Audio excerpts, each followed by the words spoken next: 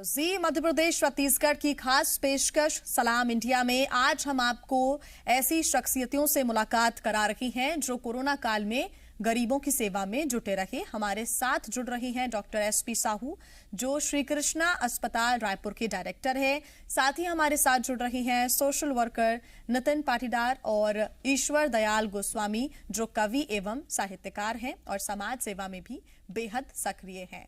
उनसे हम बातचीत करेंगे, साथ ही उनसे जानने की कोशिश करेंगे कि आखिर उनका पूरा एक्सपीरियंस कैसा रहा, आगे की उनकी क्या तैयारियां हैं, ये भी उनसे हम जानने की कोशिश करेंगे कि आखिर क्या मुश्किलें आई, लेकिन उन मुश्किलों को पीछे छोड़ते हुए वो आगे बढ़ते चले गए। लोगों की उन्होंने सेवा की है। कोरोना काल में गरीबों की मददगार बनने वालों का कर्ज समाज कभी नहीं उतार सकेगा, लेकिन हम उनका सम्मान करके दूसरे लोगों के लिए मदद के लिए प्रेरणा उनको दे रही है। ऐसी मीडिया ऐसे योद्धाओं को सलाम करता है। तो जी मध्य प्रदेश छत्तीसगढ़ की खास पेशकश सलाम इंडिया, जिसमें हम उन तमाम लोगों से बात कर रहे हैं जो कि मिसाल बने हैं और इस डिफिकल्ट टाइम में वो आगे बढ़कर लोगों की मदद कर रहे हैं बिना किसी स्वार्थ के, बिना ये सोच के कि उनका कोई नुकसान हो सकता है। ये बातों को पीछे छोड़ते हुए वो आगे बढ़कर लोगों की मदद कर रहे हैं। हमारे साथ तमाम मेहमान जुड़ गए हैं, आइए उनसे हम बातचीत करते हैं। आप सभी का सबसे पहले बहुत स्वागत है जी मध्य प्रदेश छत्तीसगढ़ में, और जी मीडिया आपको सलाम करता है आपके जज्बे के लिए और समाज सेवा के लिए। जिस प्रकार का दृढ़ संकल्प आपने दिखाया इस कोरोना काल में, वो हिम्मत देता है, लोगों को प्रेरणा भी देता है। डॉक्टर एसपी साहू जी, सबसे पहला सवाल मेरा आपसे है। आप श्री कृष्णा अस्पताल रायपुर के डायरेक्टर हैं, बहुत स्वागत है आपका। डॉक्टर एसपी साहू जी, सबसे पहले तो मैं आपसे ये जानना चाहूंगी, लगभग 2 साल का वक्त हो चला है, ऐसे में लोगों का मनोबल टूट जाता है। जो लोग लोगों की मदद कर रहे हैं वो भी पीछे हट जाते हैं, लेकिन as a doctor, as a director एक अस्पताल के, कितना मुश्किल भरा समय था और कैसे उससे पार पाने की पूरी कोशिश हुई? एसपी साहू जी। जी, ये तो बहुत ही मुश्किल समय था। ये एक नाइटमेयर जैसा था।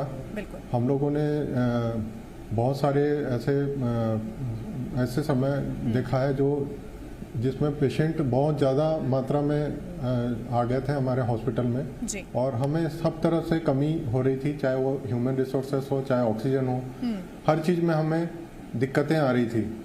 और इसके साथ ही साथ में हमारे जनरल पेशेंट भी थे, जैसे जो हमारे रूटीन केसेस होते हैं जी। और साथ ही साथ में हमारे रिलेटिव्स भी थे जो बीमार हो रहे थे। तो क्या प्रॉब्लम सबसे ज़्यादा इसमें होता है कि अगर आपका घर परिवार सुरक्षित हो तो आप अच्छा मन लगा के काम कर सकते हैं। बिल्कुल। लेकिन वो समय ऐसा था जहाँ पर हमारे रिलेटिव भी बीमार थे और हमें कम ह्यूमन रिसोर्सेस में, स्टाफ में हमको ज़्यादा से ज़्यादा पेशेंट देखना था। और केवल पेशेंट जो भर्ती हैं वो पेशेंट नहीं, इसके अलावा हमारे पास लगातार कॉल्स आते थे। जो नॉर्मल पेशेंट हैं उनको भी, उनकी तकलीफ भी हमको देखनी रहती थी। तो हम लगातार फ़ोन पे भी बने हुए थे, साथ ही साथ में ऑक्सीजन की व्यवस्था कराना, ये सब कराना, इसमें बहुत ज़्यादा समय निकलता था। कई बार हमने रात भर भी जागा है और रात में जागते समय और हमारे पास इंक्वायरीज भी आती थी कि आपके पास बेड खाली है क्या, आपके पास बेड है तो कितनी बेड खाली है, क्या है, ये सब का जवाब देना, ये सब करना, इसमें बहुत समय हमारा निकलता था। तो ये समय बहुत कठिन समय था, लेकिन वो निकल गया। बिल्कुल, और आने वाले वक्त के लिए भी तैयार हैं, ऐसी हमारी उम्मीद है कि ऐसे ही कार्य चलता रहेगा। सोशल वर्कर नितिन पाटीदार जी भी हमारे साथ जुड़ गए हैं। नितिन जी, स्वागत है आपका, जी मीडिया सलाम करता है। नितिन जी, किस प्रकार से आप लोगों की सेवा कर रहे हैं, किस प्रकार से उनकी मदद कर रहे हैं, सबसे पहले दर्शकों को यही बताएं। हमने इस कोरोना काल में जो संक्रमित हुए उनके इलाज में हमारी पूरी टीम, हमारे पूरे साथी, हमारे कार्यकर्ता पूरी लगन से लगे रहे जी। इसके अलावा जिस किसी भी हॉस्पिटल में यदि उस मरीज को एडमिट कराने की आवश्यकता पड़ती थी तो उन्हें उचित सलाह दे करके उचित हॉस्पिटल में एडमिट करवाना, उनका ट्रीटमेंट चालू करवाना, उनको हर प्रकार की जहां भी कोई समस्या आती थी वहां हमारे कार्यकर्ता साथी हमारी टीम के लोग, हम स्वयं उनके लिए हमेशा तत्पर रहते थे। जी। बहुत सारे ऐसे परिवार, ऐसे लोग भी आए जिनके पास इलाज कराने की आर्थिक रूप से तंगी थी। तो हमने उनकी समस्याओं का भी समाधान किया। कोई एक्सरे करवाना हो, बहुत सारे मरीज ऐसे थे जिनको सीटी स्कैन आवश्यक था, सीटी स्कैन करवाना था, सीटी स्कैन में हमने सहयोग किया। कुछ जिनको सांस लेने में बहुत ज्यादा भारी तकलीफ हो रही थी, उनको अनिवार्य और तुरंत सीटी स्कैन भी करवाना था। चूंकि 5-5, 7-7 रोज की लंबी लाइनें लगी हुई थी, तो हमने कोशिश की कि जो ज्यादा गंभीर रूप से जो मरीज है उसका समय पर सीटी स्कैन हो सके, ताकि डॉक्टरों को भी सहूलियत हो सके कि उसको वास्तव में संक्रमण कितना है। कभी कभी ऐसी भी समस्याओं से सामना करना पड़ा कि सीटी स्कैन की, जैसे हमारे खरगोन में सीटी स्कैन की उनकी रिपोर्टिंग कहीं बाहर से, बॉम्बे से, अन्य जगह से आती है, सिर्फ एक्सरा यहाँ निकलता था। तो हमने एक्सरा निकलवा करके डॉक्टर को, पेशेंट को दिखवा करके उस पर से भी ट्रीटमेंट चालू करवाया। कभी टेक्निकल खामी कारण वहां से उनकी रिपोर्ट लेट होती थी। तो समस्याएं तो आती थी, परंतु समस्याओं का सामना करना यही जीवन सिखाता है। और हमने जो भी समस्याएं, जो भी दुख तकलीफ आए, उनका सामना किया और आवश्यक जरूरतमंद लोगों को हमने, हमारी टीम ने, हमारे कार्यकर्ताओं ने पूर्ण सहयोग किया। ठीक नितिन जी, अगला सवाल मेरा ये रहेगा कि आखिर ये क्यों आया मन में कि समाज सेवा करनी है? कुछ ऐसा एक्सपीरियंस आपका रहा होगा कि आपको लगा कि लोग परेशान ना हो, उन तक सही समय पर सही सुविधा हम मुहैया करा सकें? क्या होता है कि ग्रामीण क्षेत्रों में, खास करके हमारे दूरस्थ वनवासी क्षेत्र, जहां पर उनको यदि कोरोना से वो संक्रमित हुआ या परिवार में कोई सदस्य संक्रमित हुआ जी, तो वहीं से उसका विचार चालू होता है कि अब क्या करना। बिल्कुल। तो हमने, हमारे कार्यकर्ताओं ने वहीं से स्टेप ली कि आपको उचित डॉक्टर से परामर्श लेना है, आपको इलाज करवाना है, और उसको जिस प्रकार की जो भी समस्या जहां सामने आई उसका भी हमने निराकरण करने का प्रयास किया।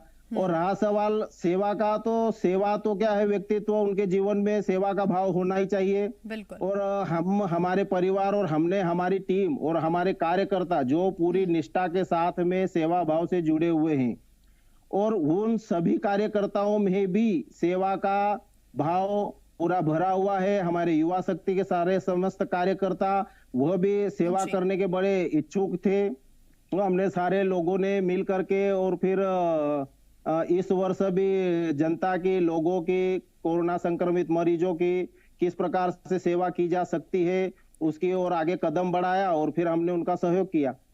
बिल्कुल, बहुत शुभकामनाएं हमारी आपके साथ नितिन जी। ईश्वर दयाल जी भी हमारे साथ जुड़े हुए हैं। ईश्वर दयाल गोस्वामी जी, बहुत स्वागत है आपका। जी मीडिया आपको सलाम करता है। आप कवि हैं, एक साहित्यकार हैं और समाज सेवा में भी आप बेहद सक्रिय हैं। सबसे पहले तो यही जानना चाहेंगे आप किस प्रकार से आपने लोगों की मदद की है, और क्यों मन में आया कि लोगों की मदद करनी है? क्योंकि कोरोना काल भी है, ऐसे में लोग ये चाहते हैं कि वो खुद की मदद कर सकें, खुद को सुरक्षित रख सकें, लेकिन इस दौर में आप दूसरों की मदद करें, ये कम लोगों को ऐसा सौभाग्य मिलता है। क्यों लगा गोस्वामी जी ऐसा? जी, एक तो मुझे मेरे परिवार में ही ये बात है जी। मेरे पिताजी पूरे जीवन भर दूसरों की मदद करते रहे, तो ये संस्कार मुझे परिवार से मिला। फिर मुझे ये लगा कि जब जहाँ केवल लोग अपने घरों में ही कैद हो गए हैं, दूसरे की मदद के लिए नहीं जा रहे, एक मन में बात आती है कि अपने लिए तो हम रोज ही जीते और जीना है, और एक दिन इस दुनिया से जाना ही, तो क्यों ना दूसरों के लिए जिया जाए। तो इस हिसाब से मैंने ये विचार किया कि जो भी बनता है बुद्धि से, अपने शरीर से, धन से, मन से, जैसे भी हो लोगों तक पहुंचे, लोगों की समस्याओं को हम जाने, उनको समझे और सोच के बात करें और उनका निराकरण करने का पूरा प्रयास करेंगे। मैंने किया, लेकिन सबसे बड़ी प्रेरणा मेरे पिताजी का जीवन, उन्हें अपना पूरा जीवन परोपकार में दूसरों के लिए जिया है, तो वही मेरे मन में रहता है कि ऐसा किया जाए। ये आनंद का जीवन है, दूसरों की जब मदद करते हैं तो सेवा भाव से एक हमारे भीतर नई ऊर्जा का संचार होता है, एक आनंद का संचार होता है, और ऐसा लगता है कि आज का हमने जीवन जिया है। क्योंकि केवल हम अपने ही लिए खाते कमाते रहे, केवल अपने लिए ही करते रहे, ये तो बहुत से लोग करते हैं, दुनिया में बहुत से लोग करते हैं और करते ही जा रहे हैं। पर जब हम दूसरों के लिए कुछ करते हैं तो उस दिन हमें एक एहसास होता है, एक नई ऊर्जा होती है, कुछ किया है, तो एक आनंद की उपलब्धि होती है। ऐसा लगता है जैसे हमने ईश्वर को प्राप्त कर लिया। उनके परिवार की प्रेरणा से, मेरे पिताजी पितामह उनके जीवन से प्रेरणा लेकर के सोचा कि लोगों की समस्या को जाना जाए, समझा जाए, उन तक पहुंचा जाए, किसी न किसी तरीके से जैसे ही बनती है उनको समस्या मुक्त किया जाए, उनके काम में आए। जी, क्योंकि ईश्वर दयाल जी आप एक कवि हैं, साहित्यकार हैं, आगे आपसे हम बिल्कुल कुछ पंक्तियां सुनना चाहेंगे ताकि लोगों को भी प्रेरणा मिल सके। डॉक्टर एसपी साहू जी से मेरा अगला सवाल है कि अब आगे की क्या तैयारी रहेगी डॉक्टर एसपी जी, क्योंकि आगे हम देख रहे हैं कि और भी मुश्किलें बढ़ सकती हैं। हालांकि इसकी कोई पुष्टि नहीं है कि थर्ड वेव में सबसे ज्यादा संक्रमण क्या बच्चों को ही होगा या जो नॉन वैक्सीनेटेड लोग हैं उनको ही होगा, ये अभी आशंकाएं व्यक्त की जा रही हैं। लेकिन अगर वैसी स्थितियां बनती हैं तो क्या श्री कृष्ण अस्पताल तैयार है उसके लिए? जी, जैसा आपने बोला कि ये बहुत ही अनप्रेडिक्टेबल है कि क्या होने वाला है, बिल्कुल, लेकिन फिर भी हम पूरी तरह तैयार हैं। और ये जो समय था सेकंड वेव, इस समय ये हमारा पहला समय था। फर्स्ट वेव में हमने नहीं किया था कोविड पेशेंट का इलाज, सेकंड में हमने चालू किया, तो ये हमारा फर्स्ट एक्सपीरियंस था। और हमको इस दौरान हमने बहुत सारी चीजें हमें पता चली है कि हमें क्या क्या नेक्स्ट इसमें करना है जी। और हमने बहुत सारे ऑक्सीजन कॉन्सेंट्रेटर भी हमने ऑर्डर कर दिए हैं। साथ ही जो है हमने स्टाफ के लिए भी हम पहले से ही तैयार हैं। ऑलरेडी हमने लोगों को बोल के रखा हुआ है कि जरूरत पड़ने पर हमको कभी भी आप सपोर्ट कर सकते हैं। तो हमने SOS में भी स्टाफ के लिए भी व्यवस्था की हुई है ताकि अगली बार, और हमने ऑक्सीजन के लिए भी तो गवर्नमेंट ने भी बहुत ज्यादा व्यवस्था करके रखी हुई है। तो हमको ये रहेगा कि नेक्स्ट टाइम हमको ऑक्सीजन की दिक्कत नहीं आएगी। तो ये जो मेन जो चीजें थी, तीन ही चीज थी कि एक तो स्टाफ की crisis, oxygen deficiency and even medicine. लेकिन इस समय मुझे लगता है कि जब हम सब तरह से समझ चुके हैं कि गवर्नमेंट भी समझ चुकी है कि कहाँ पर क्या प्रॉब्लम्स आ रही हैं, तो मेरे ख्याल से नेक्स्ट जो वेव आएगी वो बहुत ही हम स्मूथली काम कर पाएंगे। बिल्कुल। अब मेरा सवाल आपके स्टाफ से जुड़ा हुआ रहेगा डॉक्टर एसपी साहू जी, क्योंकि एक तो आपका परिवार, एक आपका अस्पताल का परिवार जो आपका स्टाफ है, दोनों ही परिवारों को सुरक्षित रखना ये एक आपकी जिम्मेदारी है, क्योंकि आपके ऊपर एक बड़ी रिस्पॉन्सिबिलिटी है। ऐसे में उन्हें मोटिवेटेड भी रखना, क्योंकि अस्पताल की ऐसी खबरें थी कि जैसे ही कोरोना काल शुरू हुआ कई डॉक्टर्स या फिर कई कर्मचारी छुट्टी लेकर अपने घर भी चले गए थे। कई लोग नहीं सामने आ रहे थे इलाज के लिए या फिर सेवा देने के लिए। ऐसे में उनको मोटिवेटेड रखना, उनको ये सुनिश्चित रखना कि वो हमारे यहाँ सुरक्षित रहेंगे और वो इलाज करते रहें लगातार। तो अपने स्टाफ को कैसे मोटिवेटेड रखा आपने?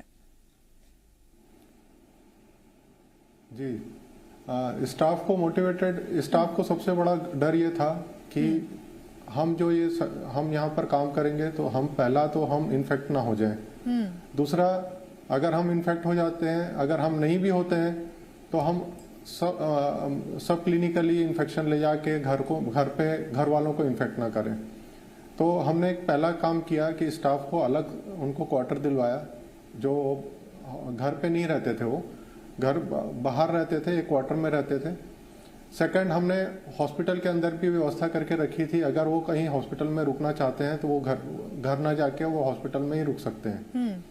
दूसरा, उनको हमने ये अश्योर किया कि अगर आपको कभी इन्फेक्शन होता है तो सारा खर्चा हम लोग बियर करेंगे, सारा खर्चा हॉस्पिटल जो है मैनेजमेंट उठाएगा। और लगातार हम उनको बोलते गए कि ये ज्यादा लंबा समय नहीं रहेगा, ये जल्दी ठीक हो, हम यहाँ से फ्री हो जाएंगे, ऐसा उनको बोल के हमने उनको मोटिवेट किया। बिल्कुल, ये क्योंकि बहुत जरूरी है कि अगर स्टाफ मोटिवेटेड रहे, क्योंकि अगर कोरोना से हम जंग जीत सकते हैं तो एक टीम वर्क बहुत जरूरी होता है। नितिन जी, आपसे अगला सवाल मेरा इसी से जुड़ा हुआ है कि आप जब मदद करने के लिए पहुंचते हैं तो कितने लोग आपसे जुड़े हुए हैं, और क्या आप चाहते हैं कि और लोग आपके इस ग्रुप से जुड़ें? क्योंकि जब टीम वर्क होता है तो ज्यादा से ज्यादा लोगों तक मदद पहुंचाना ईजी हो जाता है। और अगर आने वाले समय की हम बात करें, तीसरी लहर में अगर मान लीजिए ज्यादा संक्रमण का खतरा बढ़ जाता है या फिर वेरिएंट दूसरा हो जाता है, कोरोना का नेचर बदल जाता है, क्योंकि अभी संभावना ही व्यक्त की जा रही है, अगर ज्यादा दिक्कतें होती हैं तो एक बड़ी टीम की जरूरत पड़ेगी। तो आपको भी ऐसा लगता है कि ज्यादा लोग आपसे जुड़े, और अभी आपके साथ कितने लोग काम कर रहे हैं? हमारे साथ में वैसे करीब लगभग 6000 ऐसे निष्ठावान कार्यकर्ता, हमारे भाई, हमारी युवा शक्ति के साथी लोग जुड़े हुए हैं जी। और बहुत शानदार अच्छे तरीके से लोगों की सेवा कर रहे हैं। और आगे आवश्यकता पड़ी तो हमारे पास टीम की, सेवाभावी लोगों की किसी प्रकार की कोई कमी नहीं है। जब जितनी आवश्यकता पड़ेगी सेवाभावी लोग उतने हमसे जुड़ करके सेवा करने लगेंगे। और रहा सवाल तीसरी वेव का, तो ईश्वर केदारनाथ जी की कृपा दृष्टि बनी रहेगी। हमें तो संसार विश्वास और भरोसे के ऊपर ही चलता है। और कोरोना काल का यह भय और भूख से मुक्त करें। केदारनाथ जी से हम यही प्रार्थना करते हैं कि सुख शांति और समृद्धि के संसार को वापस पटरी पर लावे। हम चाहेंगे कि अब तीसरी वेव न आए और नहीं आएगी। सतर्क रहना जरूरी है। तीसरी लहर की हम बात करके लोगों को भय पैदा करें, ये भी हमें ठीक नहीं लगता। मेरा स्वयं का, हमारे कार्यकर्ता, हमारी टीम का सोच है कि जो होगा अच्छा होगा। हम अगर सतर्क हैं, हमारा मन साफ है, हम अगर सेवा कर सकते हैं तो जैसी भी किसी भी परिस्थितियों में हम सेवा करने के लिए तत्पर हैं और सेवा करेंगे और हर परिस्थितियों से लड़ने के लिए हम मैदान में डटे रहेंगे। क्या नितिन जी, आपके सोशल मीडिया पर कोई ग्रुप्स बने हुए हैं जिनसे संपर्क कर लोग मदद ले सकते हैं? अगर किसी को मदद की जरूरत है तो वो कांटेक्ट कैसे कर सकते हैं आपको? हमारे फोन नंबर लगभग सब अधिकांश जनता के पास भी है। कार्यकर्ता और उनको छोड़ करके आम जनता के पास भी हमारे मोबाइल नंबर भी है। हम सोशल मीडिया के थ्रू भी जुड़े हुए हैं। व्हाट्सएप है, फेसबुक है, हर प्रकार से। और 24 घंटे हम स्वयं उपलब्ध हैं। और आपके जी मीडिया के माध्यम से मैं समस्त जनता से फिर अनुरोध करूंगा, आपको कभी भी 24 घंटे किसी भी प्रकार की कोई समस्या, तकलीफ, दुख, दर्द हो, आप तुरंत हमें याद कीजिए। हम आपके सहयोग के लिए तत्पर हैं। नितिन जी, कोई अंदाजा है आपको कि अब तक कितने लोगों की मदद की जा चुकी है आपके ग्रुप की तरफ से? ऐसा कोई आंकड़ा है दिमाग में? ऐसा है कि हमने जो जरूरतमंद गरीब व्यक्ति हैं, उनका भोजन रोजाना का 1000 से 1500 व्यक्तियों का भोजन चलता था जी, जिसमें जरूरतमंद गरीब व्यक्ति जो भिक्षु वगैरह हैं वो सब आ गए। और हमारे हॉस्पिटल, कोविड सेंटर, पैथोलॉजी, इनमें हमारा सुबह शाम का 1000 थाली चलती थी। करीब लगभग 2500 से 3000 व्यक्तियों का भोजन प्रतिदिन चल रहा था। और उसी भोजन की कड़ी में अभी 5-7 रोज से जब कुछ कोविड सेंटर खाली होने लगे, कुछ हॉस्पिटलों में अब पेशेंट बिल्कुल भी नहीं है, तो धीरे हमने भोजन व्यवस्था बंद करते जा रहे हैं। और लगभग आज कल में पूरी भोजन व्यवस्था समाप्त हो जाएगी। क्यों कि अब किसी भी प्रकार की कोई चिंता है नहीं। अब लोगों के पास न हॉस्पिटलों में अब कोई भीड़ है, न लोग हॉस्पिटलों कोई पेशेंट एडमिट है। और फिर भी अगर कहीं पर जो आवश्यकता लगेगी तो निरंतर और भी आगे जारी रखेंगे। नितिन जी, एक छोटा सा सवाल मेरा रहेगा इस पर, क्योंकि ये बहुत जरूरी है।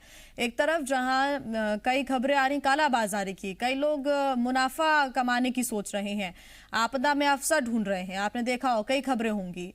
दूसरी तरफ आप बिना किसी स्वार्थ भाव के लगातार सेवा कर रहे हैं। उन लोगों के लिए आप क्या कहेंगे जो लोग अभी ऐसे मुश्किल समय में लोगों की मजबूरी का फायदा उठा रहे हैं? देखिए, हमारी भाषा में, निमाड़ में बोलते हैं, ये भिन्न भिन्न प्रजातियों के लोग इस संसार में है और रहेंगे।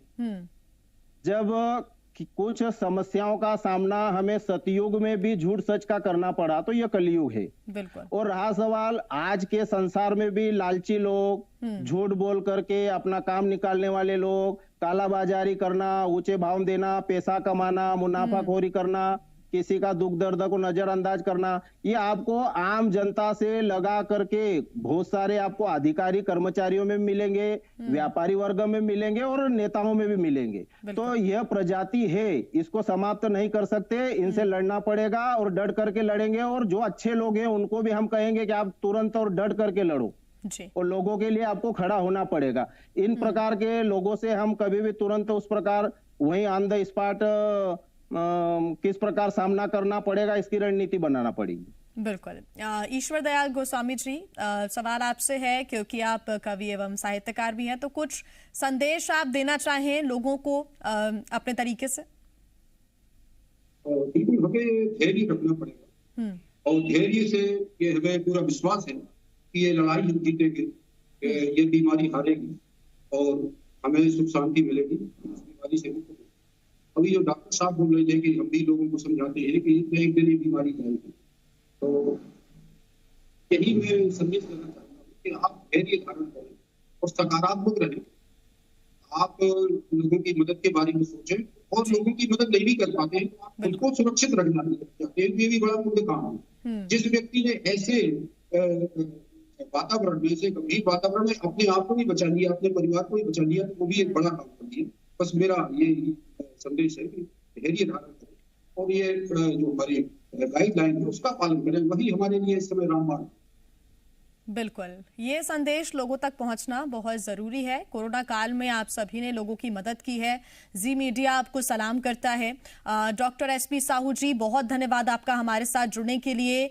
श्री कृष्ण अस्पताल ऐसे ही कार्य करता रहे और हम चाहते हैं कि सेवा भाव आपका ऐसा ही बना रहे। जी मीडिया आपको सलाम करता है। हमारे इस खास पेशकश में हमारा लक्ष्य यही था कि आपसे लोग प्रेरणा ले सके और लोगों में भी कुछ अच्छा करने की अलख जग सके। बहुत धन्यवाद सर। हमारे साथ सोशल वर्कर नितिन पाटीदार जी भी जुड़े। नितिन जी, बहुत धन्यवाद आपका हमारे साथ जुड़ने के लिए। नितिन पाटीदार जी, जी मीडिया आपको सलाम करता है। हमारी आशा है कि आपका ऐसा ही सेवा भाव बना रहे। बहुत धन्यवाद सर हमारे साथ जुड़ने के लिए। ईश्वर दयाल गोस्वामी जी, आपका भी बहुत धन्यवाद। आपने संदेश दिया है कि धैर्य रखें और साथ ही बिना किसी स्वार्थ भाव के आगे बढ़कर काम करते रहें। जी मीडिया आपको सलाम करता है सर। बहुत बहुत धन्यवाद हमारे साथ जुड़ने के लिए।